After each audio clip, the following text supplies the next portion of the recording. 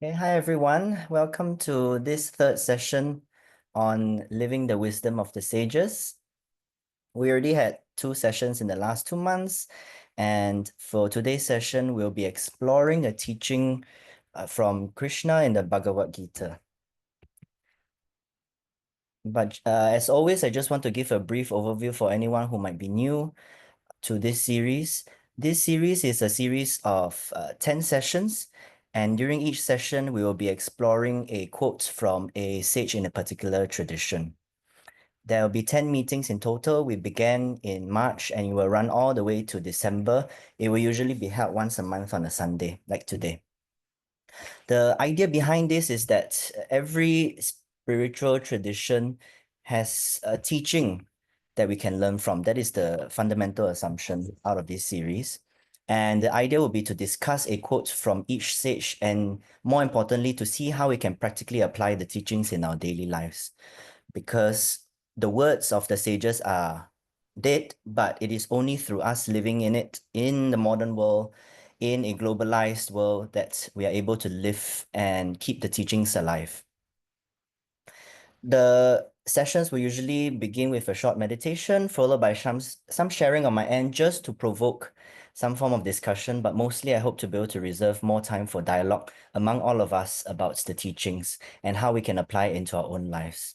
And then at the end, there'll be also suggested exercise, which you may also attempt, and we can continue the discussion after the session because uh, spiritual teachings don't get digested within an hour and an hour and a half. What's more important is to continue to reflect every day. Right, so just to give an idea to everyone about the explorations that we'll have, and always it's good, I think, to recap what we've already gone through so that we can be reminded of the values of those teachings. In March, we began with a quote from Rumi: "Everything in the universe is within you. Ask all from yourself." And in that, we examined, among other things, this idea of our small s self versus the higher s self, and what kind of impartial self-study is required to look for the answers within rather than outside of us. We also talked about themes like silence, as well as why it would be important to come together as a group of spiritual seekers, just like what we are doing today, for the sake of spiritual study. In the second session, which was last month, we studied a quote on Christ. He said, "Unless you leave yourself behind, you cannot be a follower of mine." And in there, we touched on topics of what is it in ourselves that we need to leave behind, and what does it mean to take up the cross, as well as the practice of prayer. Today, we will be going to this quote from Krishna in the Bhagavad Gita, chapter 3. Krishna says, "Submitting all your actions to me, struggle without agitation." And already in there, there's a lot to unpack. What does it mean by submitting your actions to me, as in Krishna, or whatever you want to call it, God, higher self? What does that really mean? And what does it mean to struggle without agitation in our daily lives? How do we face the challenges and fully engage in them that we face, but yet still have a background of peace, even while being in the midst of our battles, whatever they may be? Next month, we'll be looking at a quote from a more modern sage, Krishnamurti: "As long as I am, love is not." And there'll be a wonderful chance to be able to explore what love is, and maybe some of the myths around love as well, and what the sages teach about love. Then in July, we'll look at the Yoga Sutras. Patanjali says yoga is for cultivating samadhi and for weakening the hindrances. Then in August, we'll look at a quote from Jean de Salzmann. Jean de Salzmann is a teacher who continued Gurdjieff's work. And she had a quote here: "Ego is a good servant, but a bad master." So what is the place of the ego in our lives? Then in September, we move to the Buddha. He had a quote here: "In this very body, you can discover all the demons and all the gods." So something to contemplate as well about the dualities within us. Then in October, we'll come back to another quote from Krishna. In chapter 5, Krishna says, "Steadfast in yoga, the knower of truth realizes, truly I do nothing at all." Then in November, we'll switch back gears to Jean de Salzman, where she had a quote saying, "Your body is not only yours." So we'll examine what the role of our body is as well in living out this spiritual life. And finally, in December, a quote from Christ, which we'll wrap up with. And Christ says, "If you love me, you will keep my commandments." So what the role of the commandments are in our spiritual path. And so today we begin with part 3, a quote from Krishna: "Submitting all your actions to me, struggle without agitation." This is in chapter 3 of the Bhagavad Gita. But before I color your minds once again, I would like to invite you all to have a short meditation on the quote, and I will guide you through it if you feel open to doing so. So first, find yourself in a comfortable position. Let your body rest softly. If you wish to, I invite you to close your eyes and allowing yourself to just arrive at this moment. If you'd like to, just take a few breaths in and out. Feel the ground that is beneath you. Feel what you're sitting on, what your body is in touch with right now. Feel the weight of your body being supported.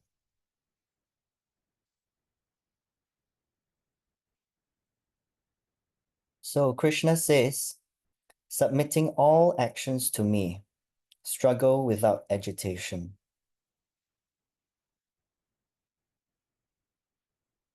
Now I invite you to gently ask, how can I act without needing to control?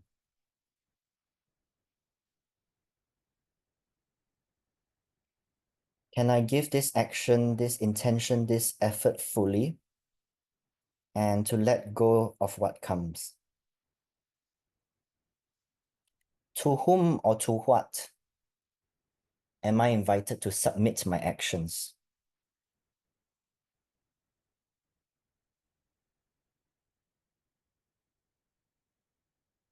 Bring your attention inward, deeper than your thoughts, deeper than your emotions. Notice, if you can, the awareness that has always been there, behind your breath, behind any actions, behind any thoughts, behind any emotions. What is it, or who is it that is aware of your thoughts, your feelings, your emotions? What or who is this silent witness?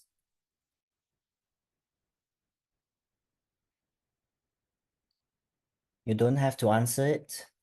You don't have to give a label. I invite you to just rest in that presence.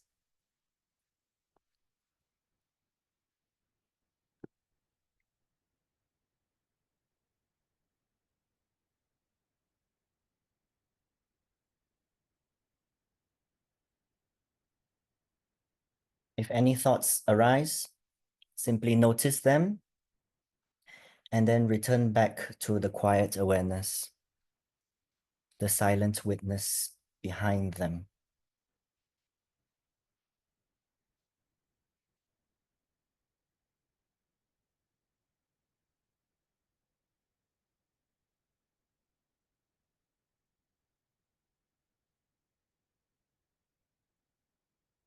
Now, with your body still, I invite you to just hear these words.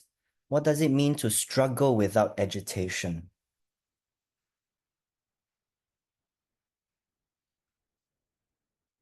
What are the struggles in your life right now? What are some of the battles that you're facing?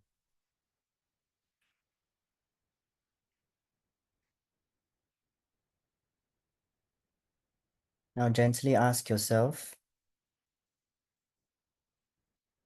am I able to engage in these battles? Am I able to act without needing to control whatever outcome that comes my way?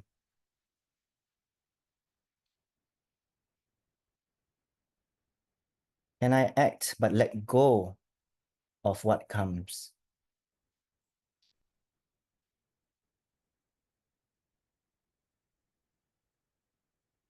You don't need to find an answer, just rest in that question and see what arises for you.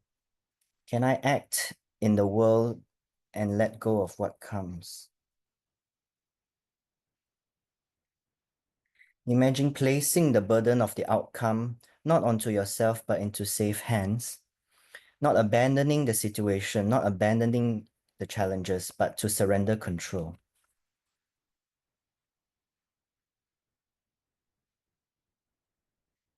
Now I invite you to silently affirm these words. I act with full intention. I release the outcome. I rest in something higher than myself. I am free of fear.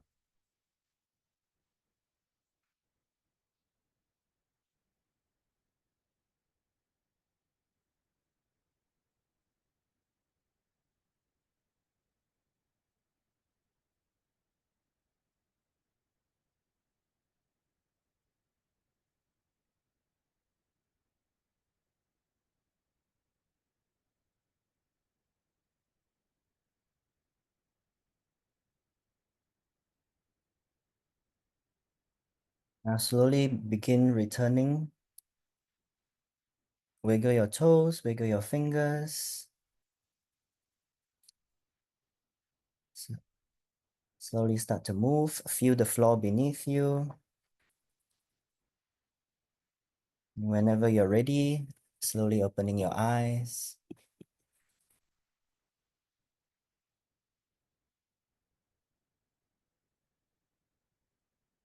Okay.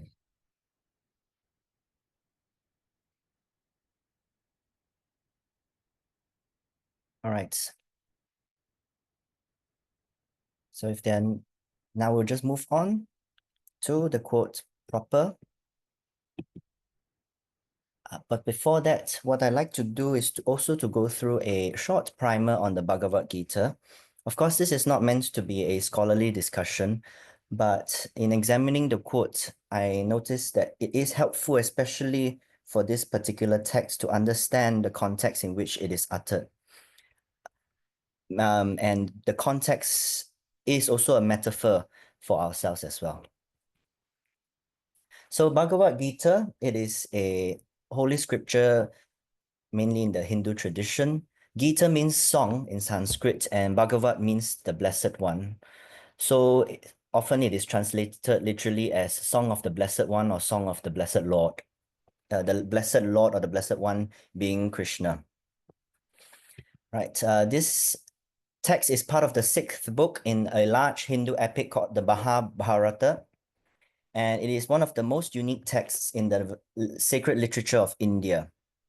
In this text, the main teaching is given by Krishna to Arjuna, his beloved disciple. And these teachings are being given in the midst of a battle, a war, in fact, between family members, which we'll go through shortly. And just in terms of the authority of the text, within the Hindu tradition, conventionally, the Bhagavad Gita is regarded as smriti, as in that which is remembered, a text which is remembered, rather than shruti, as in a text that is revealed by some divine authority. So in terms of scriptural authority, according to the Hindu tradition, shruti generally carries greater authority than a smriti text, that which is remembered. But then again, Indian and Hindu scholarship is not so straightforward because there are other scholars who do consider the Bhagavad Gita as a summary of the Upanishads. The Upanishads is a section of the Vedas that sort of consolidates the key principles behind Hindu philosophy, especially exploring the mystical aspects of Vedic philosophy. And then the Bhagavad Gita itself is considered by some as the Upanishad of the Upanishads, as in a very condensed form of a condensed form of the summary of Vedic philosophy. And so if you see in this picture here, this cow is likened to the Vedic texts. And the small calf, let me see if I can find a pointer. So this, can anyone see the laser pointer? Maybe I have some feedback.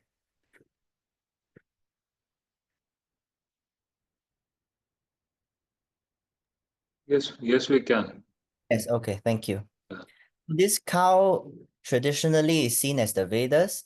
This small calf in the front is Arjuna, who is the warrior engaged in battle in the Mahabharata. And then this is Krishna, and Krishna is milking the cow. And the milk is considered the sweet nectar that is the Bhagavad Gita. So the Bhagavad Gita in this analogy is like a condensation and essence of all Vedic teachings out there. That is one analogy that is often used about the importance and the place of the Bhagavad Gita in the entire um, um, anthology of Hindu texts.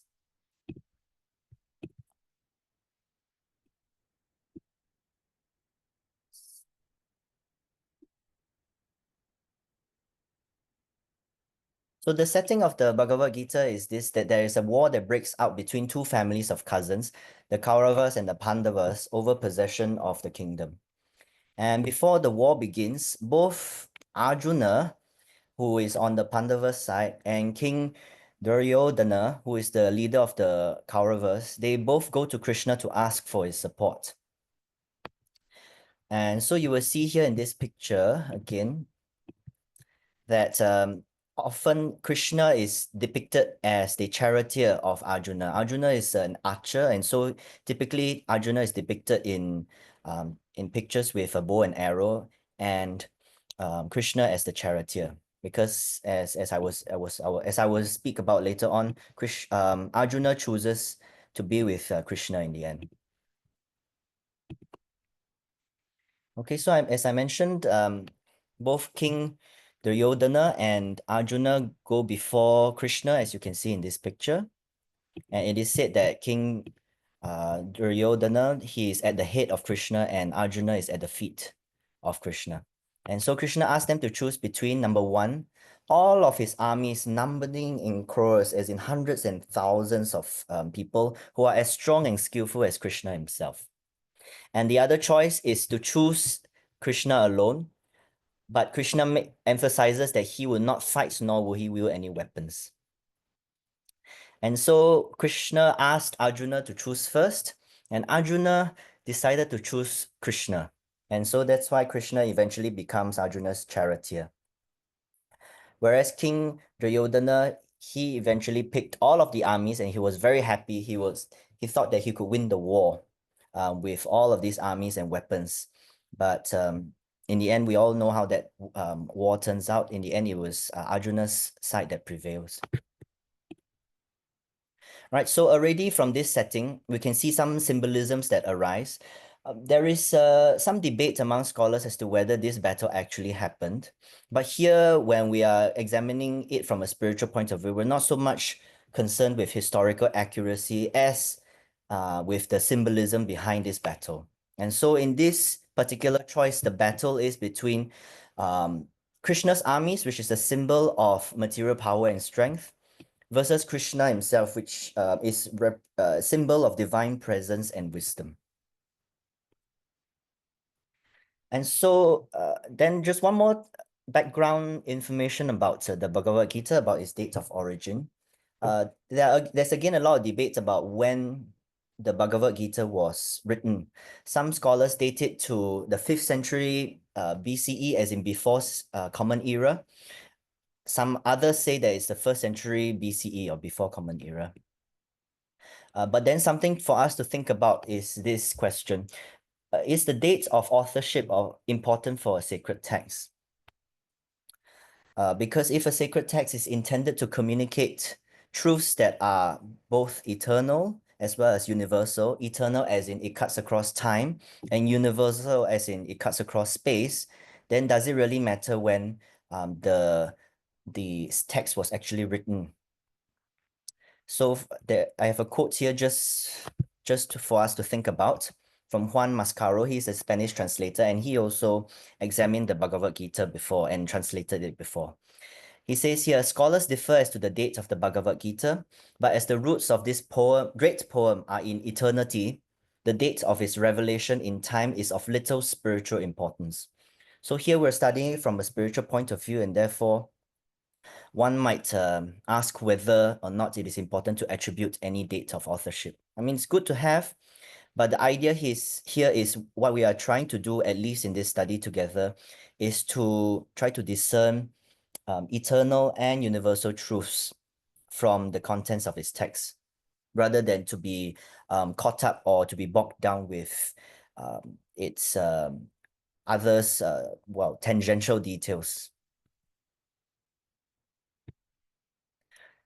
Before I go into this about what the symbolism of the Bhagavad Gita, maybe I pause and then just to hear whether there are any comments or questions at this point in time about what has been shared so far.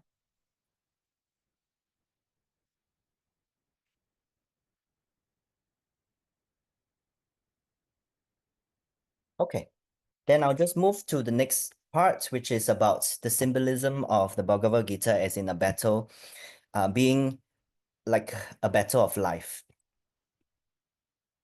So Dr. Ravi Ravindra, he grew up in the Hindu tradition, and so he has authored a commentary on the Bhagavad Gita. You will see below, a guide to navigating the battle of life. If for those who are not familiar with Dr. Ravindra, he is a professor in comparative religion as well as philosophy and science. And so in this commentary, he writes, in this text, Krishna's teaching is given to Arjuna, his beloved disciple, in the midst of the battle of life. There is a repeated call to engage in the battle, rather to abandon it and to retire into solitary meditation or devotion. And so I pause here because this is a really important point.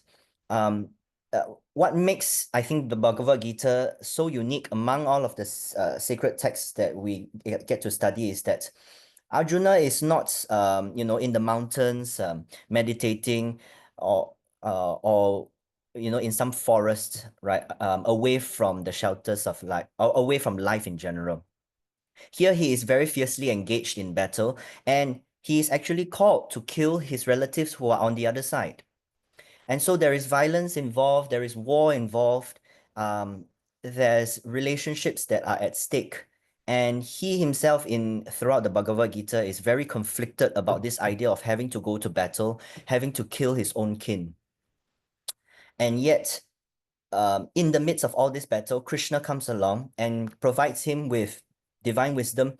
And in fact, he encourages Arjuna to fight, not fight for the sake of, killing people as in to, for the sake of winning the war, but fight because it is Arjuna's duty to carry out this battle and to lead in this battle as part of a greater order that's much larger than Arjuna himself.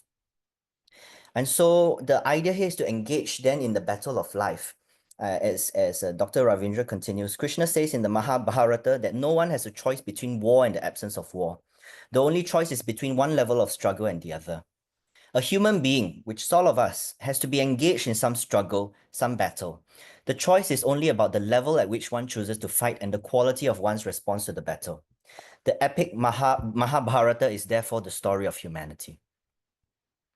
And Annie Besant makes the same point. Annie Besant herself had written a translation of the Bhagavad Gita. I have this here. It's a very small book. And it's been very helpful as well in the course of my study, because she provides both the Sanskrit text, the transliteration, as well as her own interpretation in English.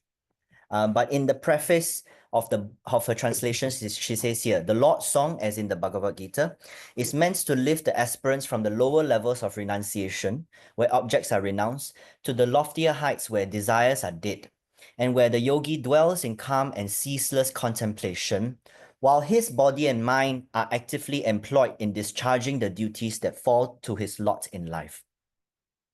She continues that the spiritual man need not be a recluse, that union with the divine life may be achieved and maintained in the midst of worldly affairs, that the obstacles to that union lie not outside us but within us. Such is the central lesson of the Bhagavad Gita. So the point to be emphasized here really is just because we are on the spiritual path doesn't mean we are to hide in some mountain or some forest and meditate for the rest of our lives. But the question here is rather how do we employ some of these values that we gain from these texts and use them as part of our engagement with worldly affairs, as Annie Besson says here. The question is how to live it in our modern world, especially in a world that seems to preach values in the opposite direction.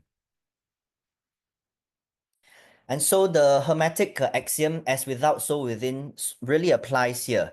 The so-called external battle in the Bhagavad Gita is really mirrored in us as an internal battle.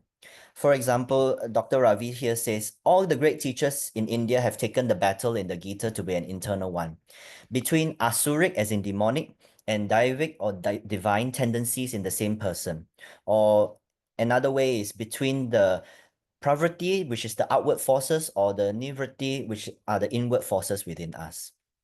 He says here, Arjuna participates in the battle with great skill and dexterity. Krishna remains above the battle, watchful and totally aware, the eternal witness. Without Krishna, the battle cannot be won. But without Arjuna, it would not be won. Krishna is sort of like the sage, the one who delivers the wisdom to win the battle. But Arjuna himself is a warrior. A warrior needs to be coupled with the sage in order to have won that battle. And so in the similar vein, Dr. Ravi continues, life is struggle, and none of us has a choice about participating in the battle of life. The real question is how to be a good warrior engaged in the battle and at the same time to discover and connect with the Krishna deep within ourselves, one who is above the battle. Similarly, Sri Aurobindo, who is another sage in modern history, he says something similar. Arjuna and Krishna, this human and this divine, stand together, not as seers in this peaceful hermitage of meditation, but as fighter and holder of the reins in the clamorous field, in the midst of the hurtling shafts in the chariot of battle. The teacher of the Gita is therefore not only the God in man who unveils himself in the world of knowledge, but the God in man who moves our whole world of action, by and for whom all our humanity exists and struggles and labors, towards whom all human life travels and progresses. He is the secret master of works and sacrifice and friend of the human peoples. So in this entire quote is an idea here, a very strong theme about action, about acting in this world. And this is something that I hope that we can also explore together. It is one of the themes that I hope to explore in this presentation, this idea of action. And in fact, that chapter of the Bhagavad Gita where the quotes of Krishna comes from that we're examining today is titled Karma Yoga or Yoga of Action. So this is something we'll speak about, what kind of action we are asked to carry out in this world. And finally, something that could be helpful, or at least something that I personally found helpful, is this idea given by Jean de Salzman about being a monk and a soldier in the battle of life. And so she says here, there will be no life without struggle. When there is no struggle, there is no experience. So both the monk and soldier have to call on a force. It is proper for man, rather, to call upon a higher force to help him. One cannot think about all wars in the same way. The difficulty lies in being a monk and a soldier at the same time, in knowing how to lay down one's arms to pray and how to do battle only for what is essential. This is what is extremely difficult. Only the monk can know when he must do battle. So this was really interesting for me because traditionally we associate monks and soldiers, as different occupations altogether, as being separate. But the call here is how do we bring them together? How do we be a monk in particular times of day? And how do we be a soldier at particular times of day? When do we lay down our arms and pray or to something that perhaps is larger than ourselves? And when do we pick up our arms and do battle with the challenges that we face in life? Both are required. And the question for us is, when do we use each of them? When are their proper uses? And so maybe now I'd just like to open the floor for a bit of dialogue about this theme. What is the battle in your life right now, if you might be willing to share?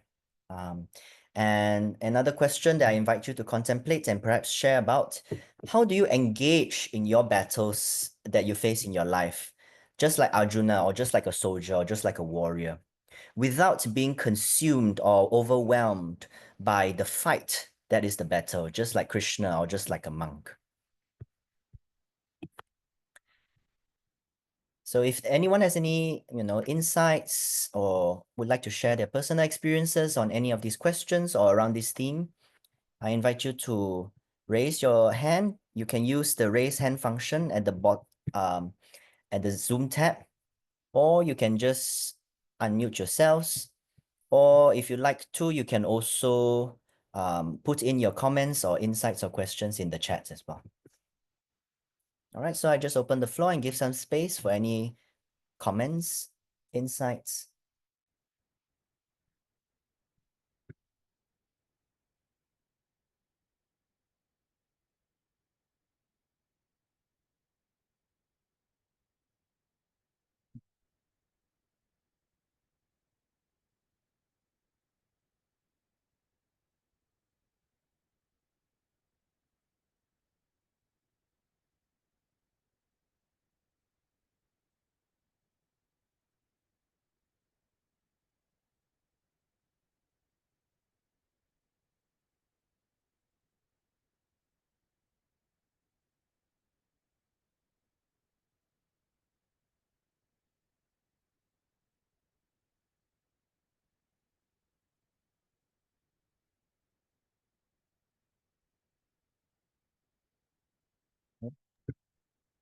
Sorry, I wanted to say it's really like a very profound question.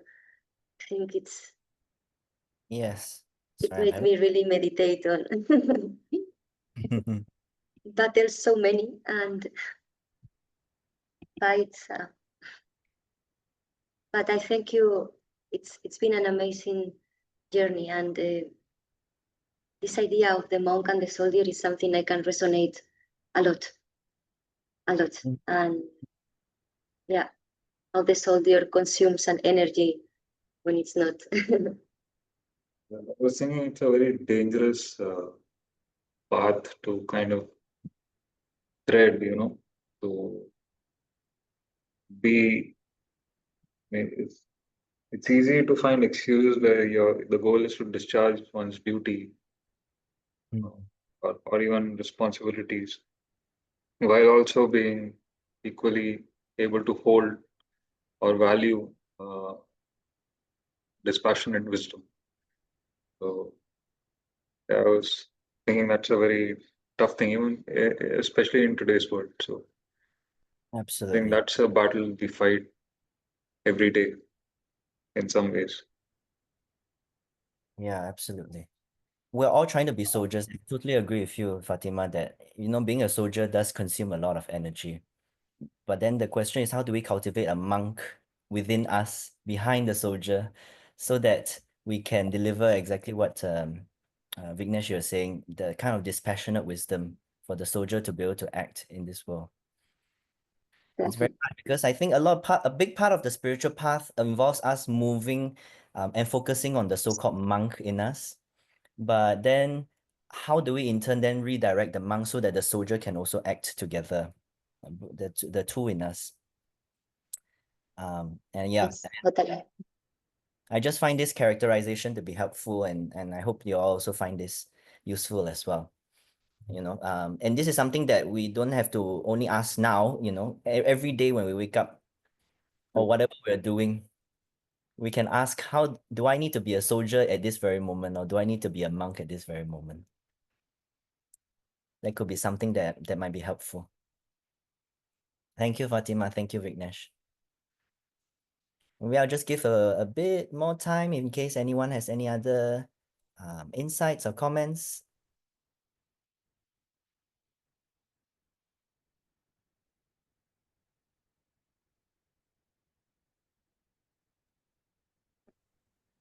Hello.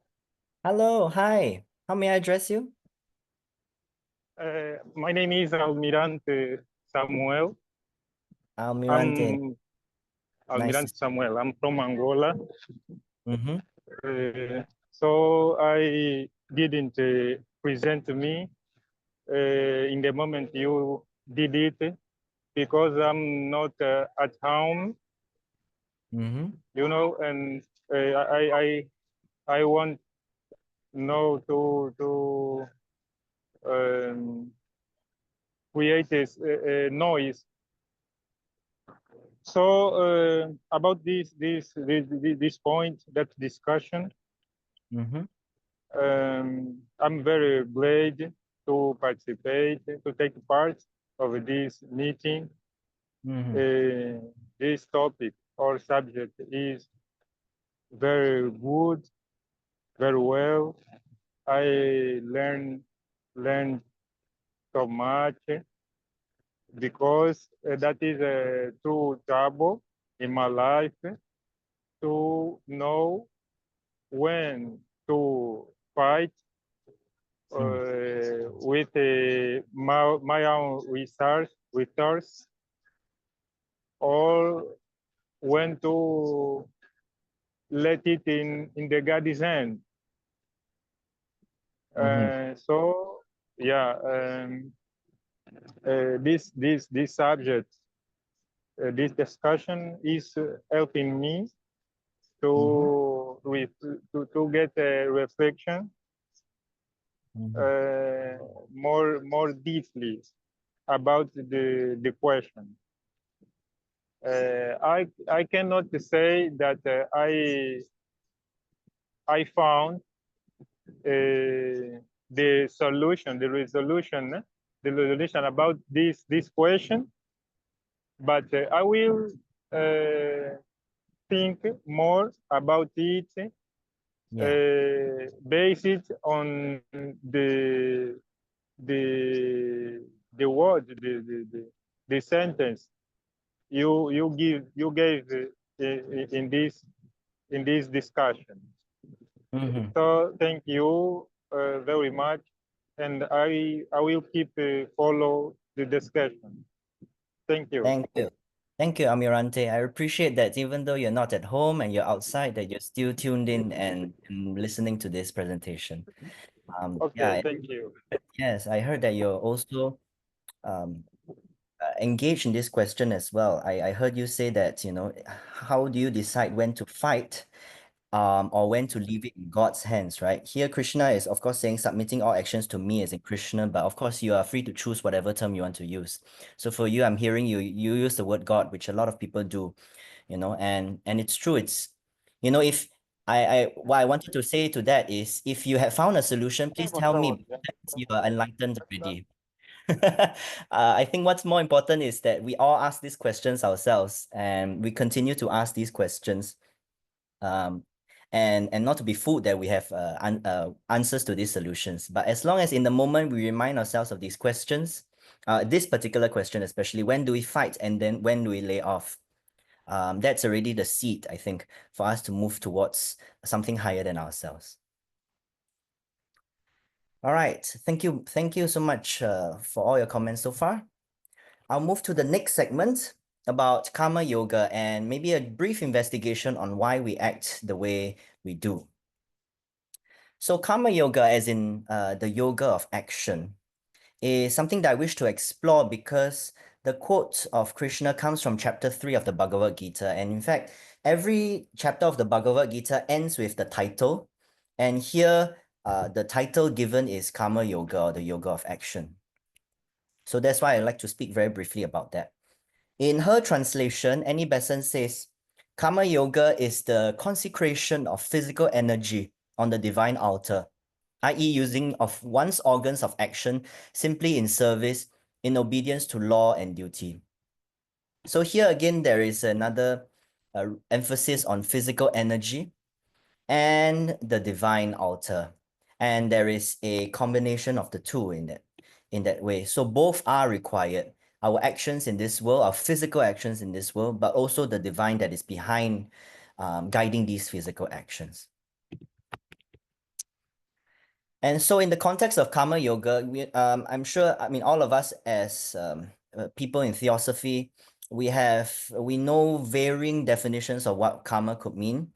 But here in the context of karma yoga, karma does not refer to the law of retribution or the cause or an effect or ethical causation that we typically talk about when we talk about the topic of karma generally. But in the context of karma yoga, it really refers to quite literally action itself. But the question is, what kind of action in this context? And this is something I hope that we can explore together. So first, why do we act the way we do? And I found this quote from St. Paul to be really interesting, and I think it marks really the human condition. St. Paul says here, and I will just read it out and see whether you identify with this, because I surely do. I do not understand what I do, for what I want to do, I do not do. But what I hate, I do. For I have the desire to do what is good, but I cannot carry it out. For I do not do the good I want to do, but the evil I do not want to do, this I keep on doing. So I find this law at work. Although I want to do good, evil is right there with me. For in my inner being, I delight in God's law, but I see another law at work in me, waging war against the law of my mind and making me a prisoner of the law of sin at work within me. What a wretched man I am! Who will rescue me from this body that is subject to death? This quote is coming from St. Paul, one of the saints in the Judeo-Christian tradition. And even he is speaking about a universal human condition that we all know that what is the so-called right thing to do. But there is something in us that seems to pull us away from doing it. And on the other hand, we all know what we ought not to do. And yet something in us at some point pulls us in doing those things. And these opposing forces can be found within us. And if we're not aware of it, then we would just be walking in this earth blindly, caving into the whatever that is beyond our control that is trying to work in us. And so why do we act the way we do in this manner? Krishna in the Bhagavad Gita offers this suggestion. Arjuna asks him, what is it, O Krishna, that impels a person to do wrong against their own will as if compelled by some force? Krishna replies, it is desire, karma. It is anger, krodha, the products of Rajas guna. Know this to be the voracious and greatly injurious enemy. As fire is obscured by smoke, a mirror by dust, and the embryo by the membrane, so the understanding is obscured by passion. So Krishna in a way offers some reasons as to why we act in the way we do. He says it's desire mainly, karma, and anger, which are products of rajas. But again, don't take it from Krishna, right? See whether it resonates with you. See whether this is true for yourself, right? And maybe at this point, it might be helpful to start investigating a bit more what desire means, right? And I thought it was really poignant. I only came in the last 5 minutes of the previous discussion in the Golden Stairs, but I saw there was something about desirelessness or vairagya, which is the word used in the Golden Stairs commentary, right? So the question that we have to think about is desire really all that bad? Is it really the goal to achieve desirelessness? Can certain desires be good or not? Right?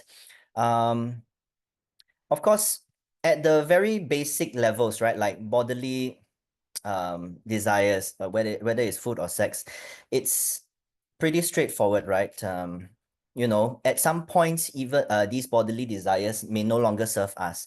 But even then, there's nothing to be against them. I heard from, for example, Dr. Ravi always mentions this, that if not for the power or the force of sex, we would not be in existence. So even a bodily desire like sex, and of course, food for nourishment, all these desires serve a purpose, which is our survival.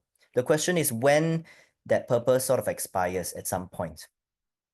Then, of course, there are other social desires out there, whether it's desire for approval, avoidance of disapproval, or as I show here in the Maslow hierarchy of needs at the bottom right hand corner, love and belonging, friendship, intimacy, and a sense of connection. All of us at some point has some desires for these connections with others. Is it so bad to have any of these desires, right? That's something that we can think about. And when do these desires for even friendship, intimacy, connection, love, belonging, when do they no longer serve us anymore? I think that is the better question to ask than to categorically say, oh, I don't need love, or I don't need belonging. Or I don't need food, or I don't need sex. That's not very helpful, because we all need those at certain point in time, at some point in our lives. Then, of course, we move one step up. What we're doing today is spiritual journeys. Desire for enlightenment or nirvana, or desire for truth or peace or joy, or desire to be one with our higher self. Is that a desire to be against, right? Is desire for spiritual goals also something that we ought to resist, or something we embrace? After all, if we all now, each of us on this Zoom chat, if each of us weren't desiring something spiritually, would we even find connection with each other and exploring these things together? Would we even find theosophy if we didn't have some spiritual desire in the first place? So is that kind of desire really undesirable? And then, of course, there are also non-selfish desires, even at the highest level. Like, for example, a desire for even others to be enlightened. Like the Bodhisattva vow, where Bodhisattva says, unless all blades of grass are enlightened in this world, I will not be enlightened. Even that, in a way, isn't it a desire? And is that also so undesirable? And I pause and say this because as you saw in the previous slide, Krishna says karma or desire is part of the Rajas guna. And in Hindu philosophy, there are three gunas, three forces of nature, so-called, that are at work. Rajas, tamasic, as well as sattvic forces. But Annie Besant here is interesting that she says, she gives a definition for what the Rajas is. The Rajas guna is interpreted as that which is begotten by the quality of motion. So anything that moves is a form of Rajas. So in the context of desire, it is sort of the movement of passion. And so in this way, is motion inherently undesirable? Maybe not so if we look at it in that way. Of course, the question is, what or for whom is that motion being carried out? Is it for the S self with the small s, or is it something that is higher than ourselves? I think that would be the more helpful question for us to ask in our spiritual path. And so Dr. Ravi also makes a similar point. It is worth remarking again that there is no pejorative sense involved in the use of the word karma in the Vedas. No pejorative sense as in when karma is used in the Vedas, it is not used to be looked down upon. It is not saying that karma or desire should be rejected. Because he continues, all creatures in nature, including human beings, arise and grow because of desire. We need not be against desire. We cannot be free of anything by being against it. We need to see its place in the universe and in ourselves, and to find the appropriate and skillful ways of channeling the energy involved in it. Still, he concludes this section, as many sages have said, ultimately, even the noblest desires and thoughts need to be given up, as they still project something from our own heart and mind, which interferes with the completely surprising, unexpected, and unthinkable mystery. So, in a way, Dr. Ravi here is saying, we begin from where we are, and if where we are contains a certain form of desires, whether it's personal or social or spiritual form of desire, it doesn't mean we need to be against it. We can see its place, and we can find, like he says here, the appropriate and skillful ways to channel the energy of these desires, because desires carry a great deal of energy. But then, when we reach closer and closer to the peak of Mount Everest, as in which is analogizing to the journey of the spiritual sages in our history, as they reach the top, at some point, even these desires need to be given up, he says. But again, it's about seeing where we are, see how far we have to go, and see where desire has its place in our own spiritual journey from exactly where we are right now. And so I wonder whether anyone has any thoughts about that, about the role of desire in your spiritual path. As I mentioned earlier, we all have desires in some way, personal desires like food and sex in order to ensure our survival or the survival of our species. Social desires like the need for connection, for love, for belonging. And then spiritual desires as well, right? The desire to, if not for those spiritual desires, we will not be, looking or studying or practicing theosophy and its principles today. Then the other question then perhaps that could be more useful to ask is, at what point do I sense that my desire, even a spiritual desire, becomes an obstacle to the path? And so I wonder whether anyone had any thoughts, about the role of desire in your own spiritual journey, in your own life, and how do you sense that when a desire comes to an end or no longer is useful for you? Right, so I'll give space right now if anyone has any insights or comments on this theme of desire.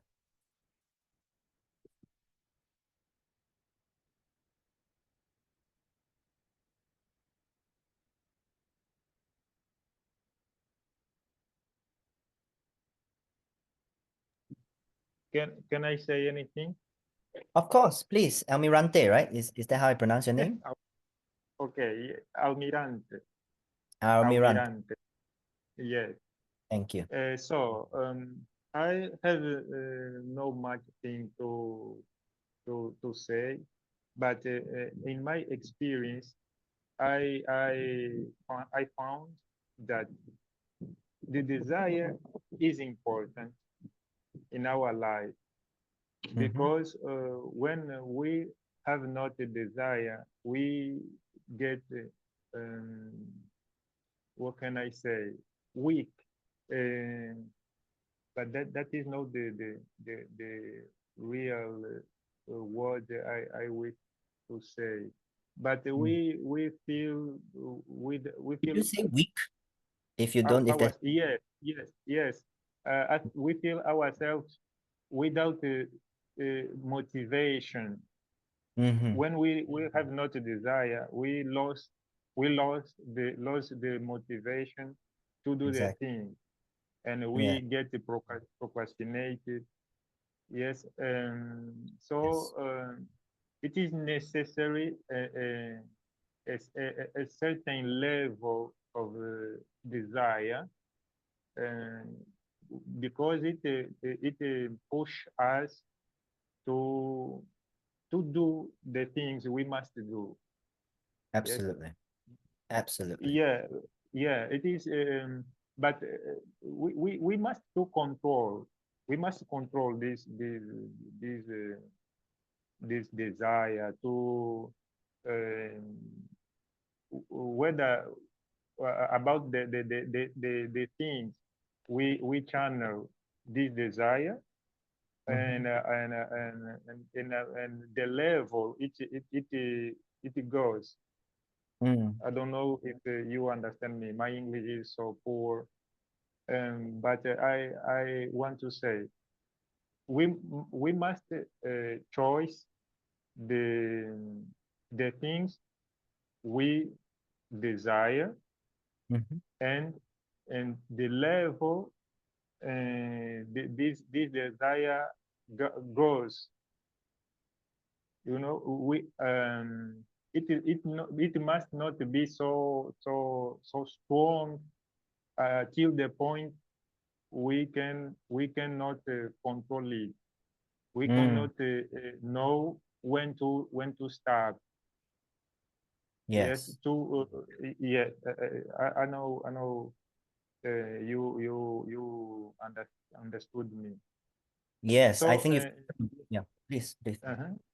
in my experience, I live a moment in my life that I was without any desire. I didn't want anything in life. I was so stuck in a Mm-hmm. point. Yeah, but it feels so bad. Yes, we need something to achieve. We need to want something, Yes. you know? Yeah, and whether it is a spiritual or material thing, we need to have something to achieve. Mm-hmm. Yes, Absolutely. Yeah, desire yeah, is, you say, it's a strong motivator for us to be able to do things. And without desire, it's right. It's we will have no energy, we'll be weak, right? There'll be nothing for us to be able to move towards. And then the question is, how do we control the energy, like you say? I mean, I envision desire like a weapon, right? It can be a blunt hammer, or it can be a pistol, or it can be a sharp machine gun, for example, for you to be able to engage in whatever battles in life that you're facing. And desire in itself carries a lot of energy. Um, but the question is, how do we wield it? How do we choose? Where do we deploy our energies, the energies of our desires to, so that it's being used and put in its proper place? Otherwise, like you say, desire can be also so full of energy that it becomes uncontrollable, and then it just becomes destructive. And unfortunately, in our modern situation right now, we are witnessing a lot of that.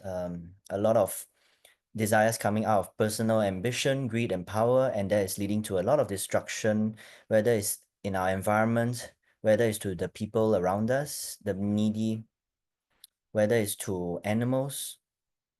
A lot of destruction caused by desires because it is not wielded properly or with wisdom. So this is, yeah, something that I constantly ask myself every day as well, you know. A lot of spiritual traditions, however, unfortunately seem to paint desire as a demonic or an evil force or a sin, something that is to be against. But I just simply want us, or rather invite you to consider whether or not that is really true, whether or not desires are categorically meant to be resisted, or whether they can still serve some useful role from wherever we are. And each of us might have different answers simply because we are on different stages of our spiritual journey. For some, certain desires might be less useful. For some, certain desires might be more useful. And it's up to each of us to find that place as we walk this path together. I'll just give a bit more time if anyone has any other insights or comments on this theme of desire and our spiritual path.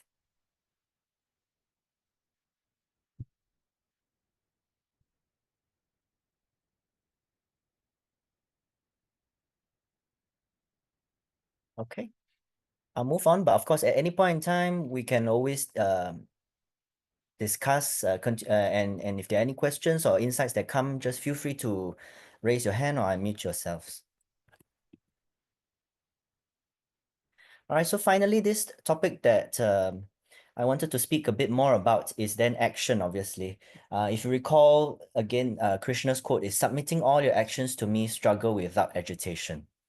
So in order to live out the spirit of that quote, what kind of action is required on our part?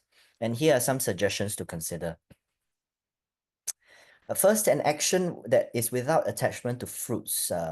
This is another teaching in the Bhagavad Gita that's continues to be very alive for me in my own spiritual journey, and hopefully it could be for you as well. In the same chapter, chapter 3, Krishna says, "He who on earth doth not follow the wheel, thus revolving, sinful of life, and rejoicing in the senses, he liveth in vain. But the man who rejoices in the self, as in the capital S self, with the self is satisfied and is content in the self, for him verily there is nothing to do. For him there is no interest in things done in this world, nor any in things not done, nor doth any object of his depend on any being. Therefore," he concludes, "without attachment, constantly perform action which is duty. For by performing action without attachment, man verily reacheth the supreme." So here there's a really important teaching here about us, in a nutshell, being entitled to action, which is our duty, but not to the fruits of our action. And we then have to ask ourselves, you know, in our own lives, for whether it's in school where we are trying to study in order to get good grades, or whether it's in work where we might have some key performance indicators, right, that we need to reach in our own work. You know, we are always almost striving for a certain kind of result.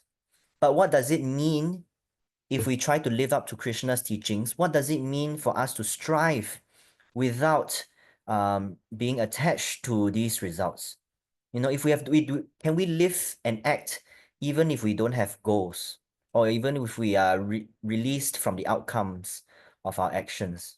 That's something to consider. And in my experience, it's not easy to do, to be able to release ourselves from the outcomes of what we're doing. Krishnamurti himself proposes also another aspect of action that is quite similar to Krishna's teaching, an action without a purpose or an idea. So someone asks him, is it possible to act without a purpose? And Krishna says, of course it is. If you see the truth of action with a purpose, then there is just action. Such action is the only effective action. It is the only radical revolution. And he continues, the questioner asks, you mean an action without the self, as in small s self, don't you? Krishnamurti replies, yes, action without the idea. The idea is the self identified with God or with the state. Such identified action only creates more conflict, more confusion and misery. But it is hard for the man of so-called action to put aside the idea. Without ideology, he feels lost, and he is. So he is not a man of action, but a man caught in his own self-projections whose activities are the glorification of himself. His activities contribute to separation, to disintegration. So it's interesting here, if I may pause for a moment, this idea of action without an idea, because a lot of people confuse, for example, action with the idea that is identified with the self, or identified here, like he says, with God or with the state. I mean, if we look at our modern examples, for instance, how many people have carried out acts of war in the name of God, or in the name of their religion, or in the name of their state? Wars have been fought because people are identified with, whether it's their own geographical boundaries, their own religious affiliations, or so on and so forth. The conflicts, if we were to bring it down on an intrapersonal level, from human to human, how many of us are engaged in arguments or disputes with another person because we are identified with our own positions, our own desires, our own needs, without catering for the needs of others? So this is the kind of action that he says results in conflicts, an action that is identified with the self, with identified with certain thought behind it. And these kind of activities, like he says below, contribute to separation and to disintegration. Then the questioner asks, then what is one to do? Krishnamurti then says, understand what your activity is, and only then is there action.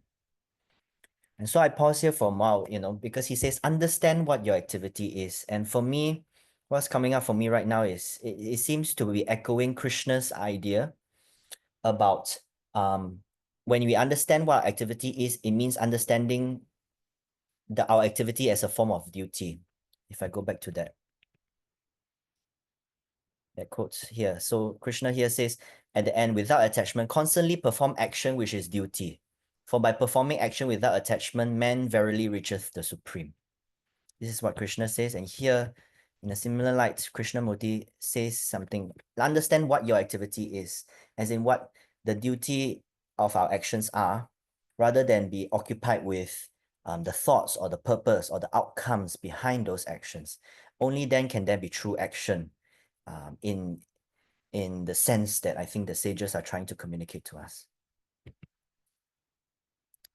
And so this leads to another interesting point about whether do we transform our actions or the actor ourselves.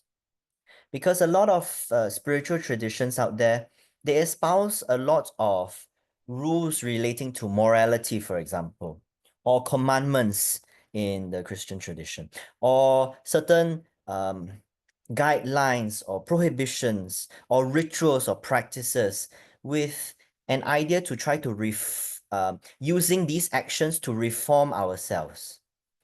But it seems that upon closer reading, perhaps the idea is the other way around. And there's something that I invite you to think about. Rather than transforming our action so that it transforms the actor, could it be that the sages are asking us to transform, the actor to transform, so that then the actions follow from the actor? And so here, Dr. Ravi makes this point. Krishna here, as in the Bhagavad Gita, lays out the right order in which the senses are controlled by the manas and the manas by buddhi. The buddhi needs to be governed by the energy that is above the buddhi in subtlety and consciousness, and which is incarnated in the body. Only when something higher than buddhi is apprehended can the whole of the self be sustained and supported by the subtler self.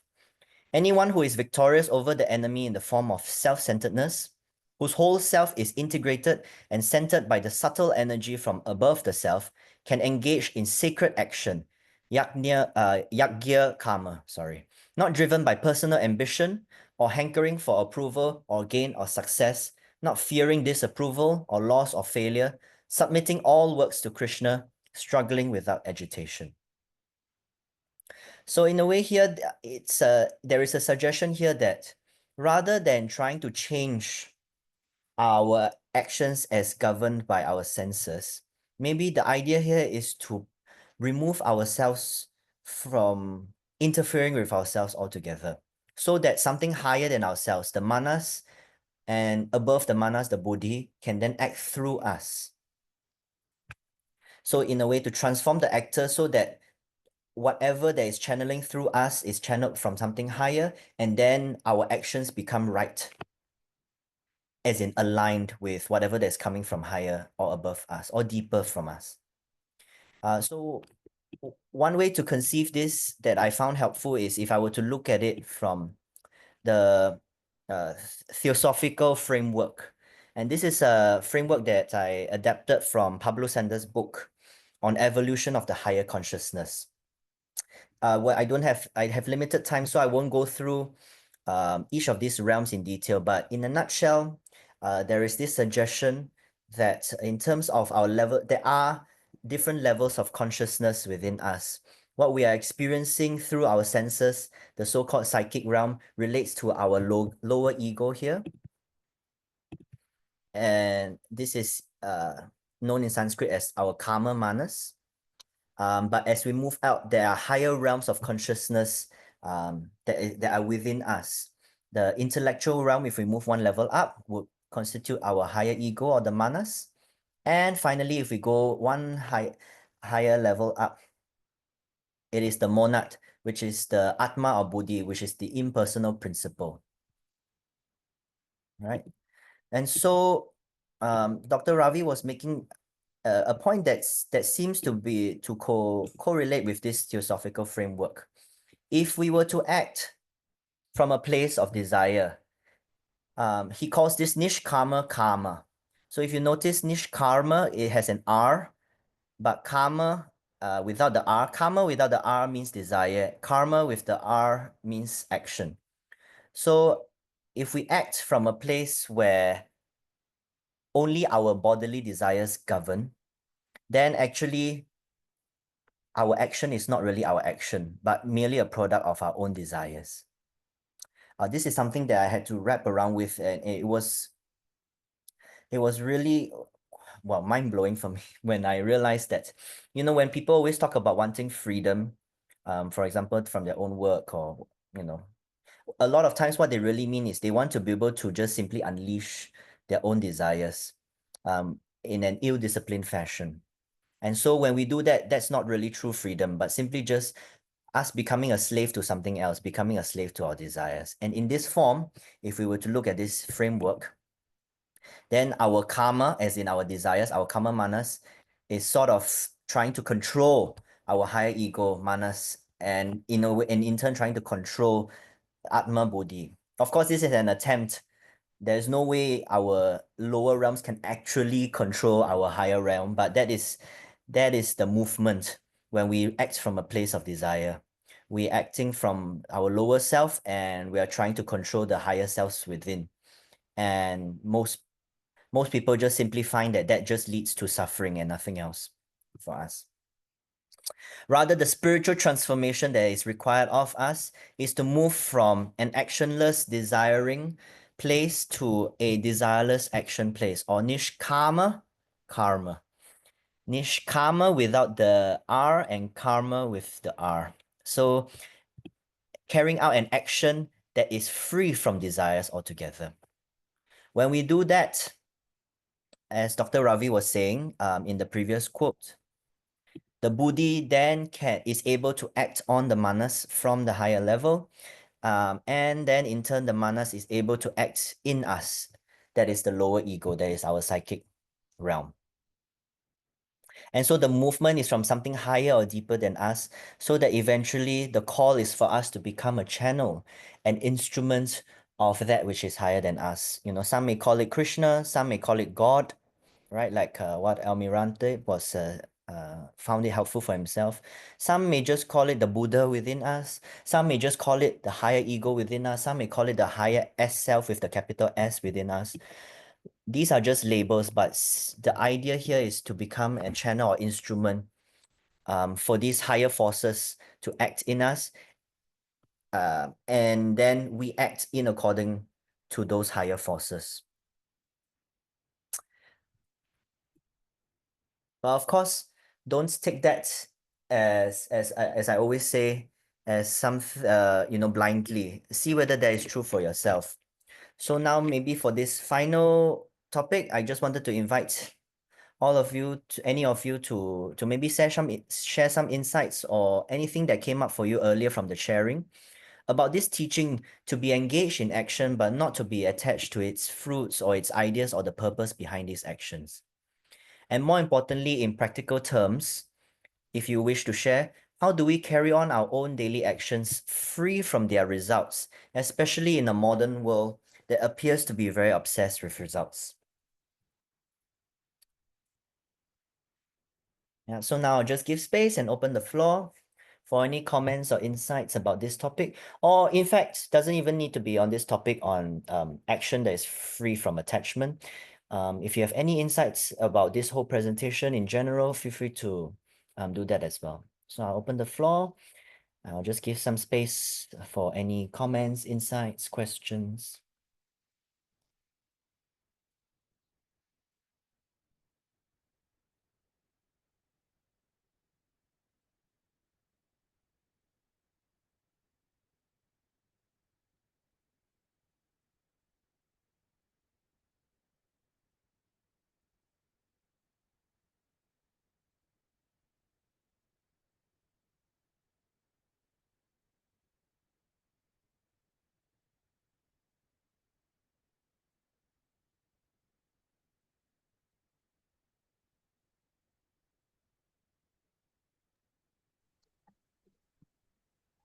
Hello. Hi, Rante. It looks like no one want to talk, to speak anymore, and so let me say something more. I'm going to the second question. Yes. Yeah. How do we carry on our daily actions free from their results? Yeah, I think it is. We do it when we understand the necessity to do something. Mm-hmm. We don't care about what it will be, but we better to say what will be the result of these actions. If it will be bad or good, but if it will bring something to us, to ourselves, yes. But do something because it is necessary to do the things. Maybe I need to give an example to make you understand me, because I don't speak very well. Example, I like to write a book, but I'm afraid, I'm concerned about the result, whether the people will like this or no. Yeah. Yeah, I think the way to do this, to answer the second questions, or to act accordingly to the second question, it is only to write, because I understand the necessity of writing this book, without be concerned about the result, the success or failure. Absolutely. Will find all the way the people will receive this book. Do or write the book simply because I feel it is necessary to write this book. I think in this way we act accordingly to the second question.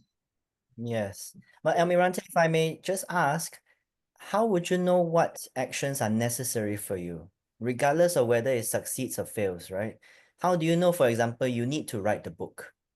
How do you figure it out yourself? I understood. Well, looking to the, I think looking to the people, the world around us, you can feel it. I think it is because our feelings, something like in this case, something like a pity,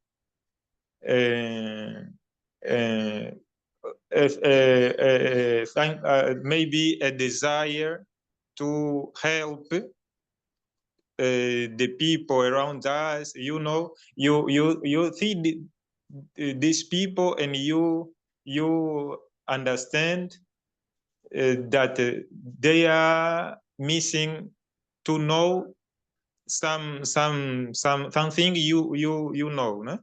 They need a knowledge that you have. You can bring, you can give this knowledge to, or pass this knowledge to today, to them, excuse me. Yeah, and you motivated by the feeling to help, you go to write this book, but you don't know and you don't care if they will like it or no. Yeah. No, yeah, I think that is the way. Absolutely. I think when we become quiet and we notice in ourselves, I think like you say, we do begin to realize what we are really called to do, whether it's a desire to help others, for example. Like me preparing this presentation, I know that I have to do it, and regardless of how it is received, I just know that I needed to be here today in this 1.5 hours to share this and to hopefully engage in some dialogue with some of you. And you know, for me, I know that at least at this present moment, that is my purpose. And of course, responding to you and your comments as well. So I imagine that when each of us start to quieten down our minds, the workings of our minds, we start to have a sense of what we are called or what we are needed or where we are needed to be in order to do, regardless of whether eventually that results in success or failure. There was another important well, in reflection point for myself that I thought might be helpful to share is this, that sometimes I think about actions and fruits, and how do we be free of the fruits of our actions? This sense, when I acknowledge, for example, that an outcome is not purely the product of my own doing, that something, a result that occurs is conditioned by many different factors way beyond us. It could be the people around me. It could be just environmental conditions that come into place. When I realize that there are so many things that go involved in creating a certain outcome, I acknowledge that my role is small in that. And when I see that, then it frees me a little bit from being attached so much to outcomes and just doing my own part in my own small way in helping that result to come about. So if that could be helpful for you in acknowledging, basically acknowledging the humility of our role in whatever that comes as well. If that could help, then I'd like to share that as well. All right, any other comments or insights about these two questions or themes?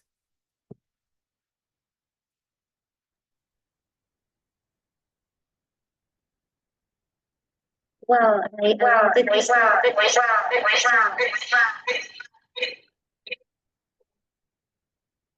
Hi, Fatima. no, I disconnected here. So it's because we are. You actually you mute. Oh, you have two devices on. Sorry. We had switched to the phone to somehow it was sounding better on the phone. Mm-hmm. Yeah, sorry, we switched out. No, it's just that I thank you so much because it's been such an amazing journey, and you put me much more into kind of a little meditation state. You know, we are kind of thinking, looking at Vignesh and I both like. So yeah, please, maybe right now the questions, like for example, it's you managed to make many questions arise to myself, you know, which I don't know how much to ask to you because I like, wow. And also you talked about tools and about the places where these desires come from and reside. So where are we within ourselves when we are acting, no? So it's the actor.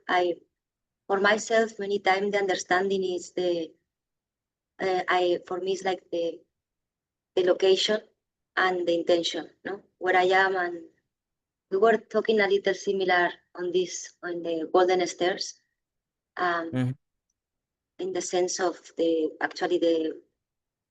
passionless, colorless was the literal translation of action. And actually for me, I was sharing this, no, that to be very sure about intention. And somehow, for example, I'm more devotional person. Since I was small and more natural. So for me, there is a certain sense, for example, towards masters, wisdom, and the idea in general of the teachers. So when you are presenting all these teachers, for me, I also believe on their, somehow they are still present also and trying to help us, no? So I believe on a devotion more towards maybe asking to, be able to think from certain qualities, being able to interiorize some of, for example, ideas you are sharing with us right now. How these things become something that's from where you automatically. So maybe the question is from where, and we are doing the things, and then the intention. That's beautiful. What kind of service? And honestly, I think questions are all that we have on this path, because I'm very wary of any teacher who wants to give categorical answers. If they are giving categorical answers, then we are all different parts of our spiritual path. There's no one answer, no one size that fits all. So the questions become important, but it's important for us to ask these questions.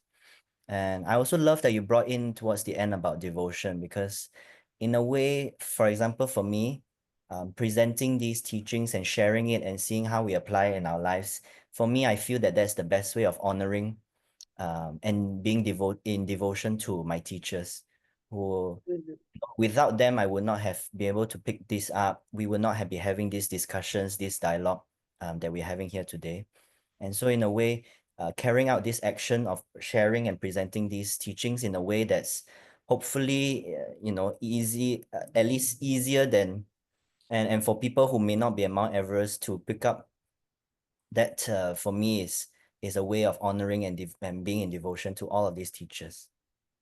Yeah, so I really appreciate you bringing that in as well. And then of course, there's the idea of intention. It's so hard to see intention and how we can live with intention without being obsessed with result. It's something that I continue to work on. Totally. But Yeah, yeah, exactly. I was just, I had kept wondering about almost each of the questions you pose, and I really don't have the answer, So the very idea of living or acting without any kind of possibly selfish or even unselfish in a way desire it seems something impossible, and yes, yet I think the common wisdom suggests that should be the ultimate goal. It's difficult to even hold the thought of such a possibility, right. because even if even if the act of learning something which you need to fulfill your purpose or responsibility, the idea, the act of learning is driven by a kind of desire. Yes, Knowledge seems to be constructed with the desire to pass on the right thing. So absolutely. there is some element of desire, and that's why it's a little. I feel a little lost sometimes contemplating It's these hard. aspects of the Gita. But you really did a wonderful job, arranging everything you've researched and read, and it really uh, put us in a deeply contemplative mood. And yeah, I really appreciate this talk, Thank you, Vignesh. even though Appreciate I that. might not have much to add. No, no, no. It's not about adding or anything, but the fact that you are contemplating that, if I had a selfish desire, which it is to get you all to start contemplating these things. So my selfish desire. There you go. There you go. There's something. See, for having those desires. Yes. So desires are not all that bad, I think. And I think you're quite right, about especially desire. Like, for example, learning. That for me is an important one. I don't know if you all know about anagrams, but so anagrams, there are 9 different types. And anyways, to cut short, I'm a type 5, which is sort of has a need to know all the time. So in a way, a Uh, selfish desire to want to know. So my thirst for knowledge sometimes I feel is unquenchable. And in fact, for me, a part of my journey is releasing from the idea of knowing altogether. So trying to live this teaching of not being attached to knowledge and being able to embrace the unknown. So when you speak about how sometimes these words of wisdom are so confounding, I just reach a place where at a certain level, words cannot adequately capture the depths of the wisdom that these teachers are trying to tell us. And maybe the idea is not to think about it or not to even use words at some point, and to just simply act in this world in a way that we are able to best live out their teachings. And even if we fail, and we will definitely fail, we just keep picking ourselves up and we try again.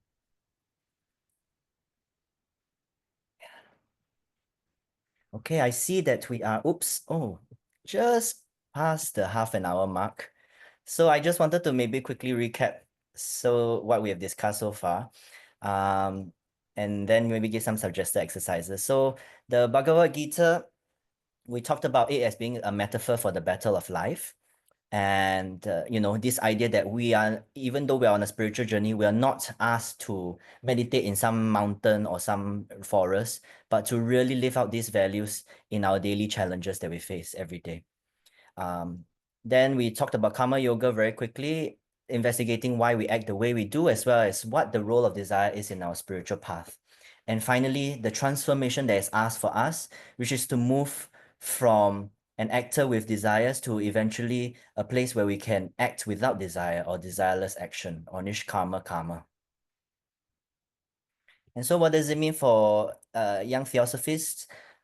In terms of study, meditation, and service, for study, I would recommend these two books, Annie Besant's translation of the Bhagavad Gita and Dr. Ravindra's commentary on the Bhagavad Gita as a guide to navigating the battle of life. These two I found to be very instrumental for me preparing the presentation today. For meditation, I invite you to perhaps contemplate whenever you're having a sitting meditation, for example, who or what is it that is aware of all of this thinking, feeling, and breathing? And can I rest in this awareness that is always there, unmoved and untouched? I believe that this presence, whatever that you might feel in your experiences with meditation, that would come closer at least to what Krishna is calling when he asks us to submit all our actions to him. And then finally, for service, just some ways to think about really when acting in this world for service. How can I fully engage in the battles of life without being consumed by them? And what does it mean to act without attachment and to offer this very action at this moment to something greater than myself?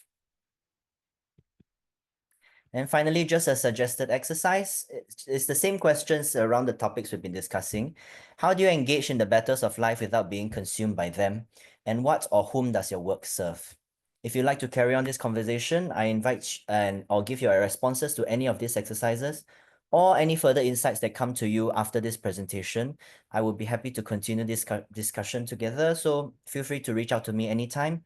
My email address is there, or we can also discuss via WhatsApp. I'm also in the WFYT forum as well. So I'll be happy to keep discussing about these matters. All right. So thank you. Thank you all very much for staying and listening. I really appreciate it. Thank you so Thank much. you. It It was was really amazing. good. Oh, hi, Fernanda. Oh, I hear you now. Yes, I'm here. I was Hello. listening and paying attention. Wonderful, wonderful, wonderful to hear your voice. Nah, thank you. I'm here in Brazil. Perfect, perfect. Okay, I'm going to stop now, and then